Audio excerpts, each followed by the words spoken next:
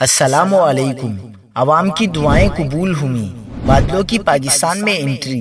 آج کہاں کہاں بارش ہونے والی ہے، پاکستانیوں کے لیے بڑی خوشخبری۔ کیا آپ حالات حاضرہ سے آگاہی حاصل کرنا چاہتے ہیں؟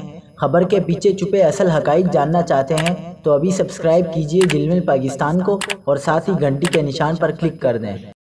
آپ کو بتاتے چلیں کہ کراچی کے شہری ہو جائیں تیار، راتیں مزید سرد ہونے کی پیشگوئی۔ شہر قائد میں سردی کی لہر برقرار ہے، اگلے 48 گھنٹوں کے دوران پارہ 9 ڈگری تک گرنے کا امکان ہے۔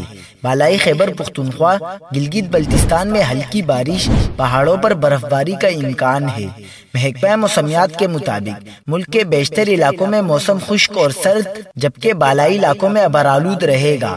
تاہم شام اور رات کو بالائی خیبر پختونخوا، گلگت بلتستان میں ہلکی بارش اور برف باری کا امکان ہے۔